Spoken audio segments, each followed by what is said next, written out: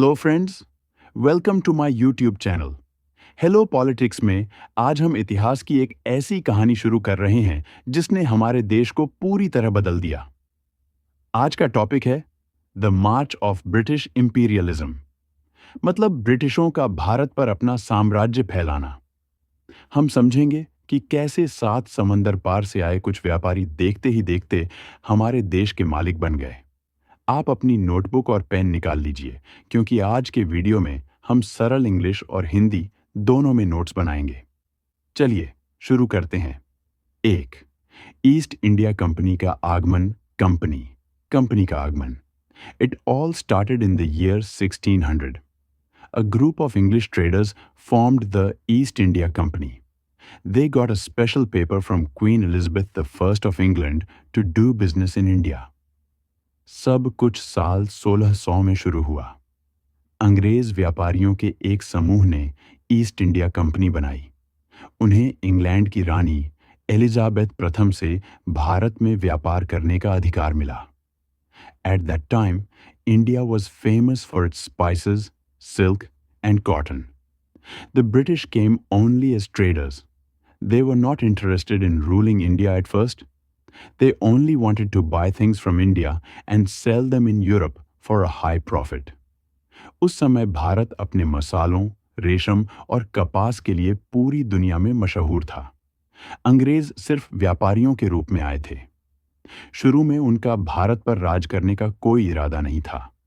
वे बस भारत से सामान खरीदना चाहते थे और उसे यूरोप में ऊंचे मुनाफे पर बेचना चाहते थे। 2. Seeking permission from Mughals. मुगलों से इजाजत। The British reached India and visited the court of the Mughal Emperor Jahangir. A man named Captain William Hawkins and later Sir Thomas Roe requested the emperor to allow them to build factories. अंग्रेज भारत पहुंचे और मुगल सम्राट जहांगीर के दरबार में गए। Captain William Hawkins और बाद में सर थॉमस रो ने सम्राट से फैक्ट्रियां बनाने की इजाजत मांगी। The emperor gave them permission to open their first factory in Surat.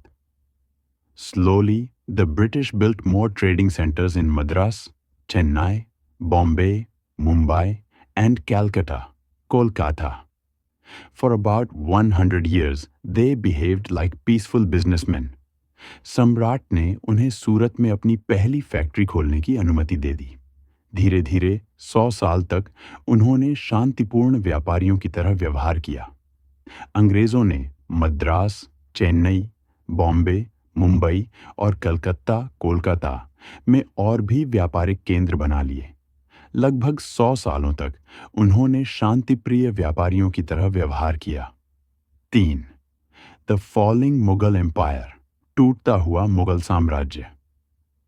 The situation changed after the year 1707 when the last powerful Mughal emperor Aurangzeb died.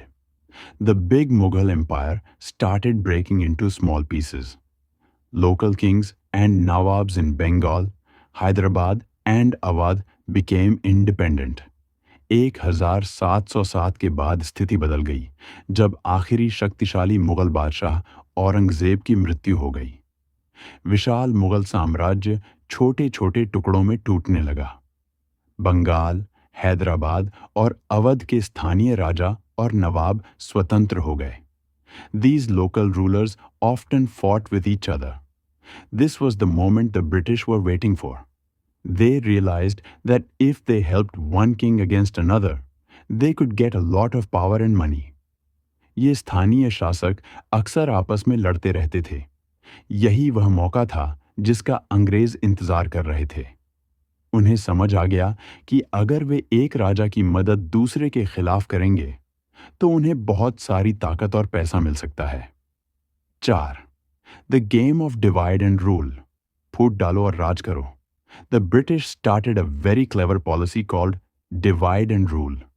They saw that Indian kings were jealous of each other. The British offered their modern weapons and soldiers to help these kings in their wars. अंग्रेजों ने एक बहुत ही चालाकी भरी नीति शुरू की जिसे फूट डालो और राज करो कहा जाता है। उन्होंने देखा कि भारतीय राजा एक दूसरे से जलते थे।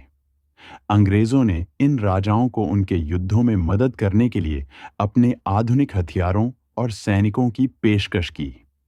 In return, the British demanded heavy taxes, land, and special trading rights. Slowly, the British stopped being just traders and started becoming political players in India. बदले में अंग्रेजों ने भारी टैक्स, जमीन और विशेष व्यापारिक अधिकारों की मांग की। धीरे धीरे अंग्रेज सिर्फ व्यापारी नहीं रहे और भारत की राजनीति में खिलाड़ी बन गए। दोस्तों, मुझे उम्मीद है कि आपने ये सारे पॉइंट्स नोट कर लिए होंगे। अगर आपको यह आसान तरीका पसंद आया, तो हेलो पॉलिटिक्स को सब्सक्राइब करें और इस वीडियो को अपने दोस्तों के साथ शेयर करें।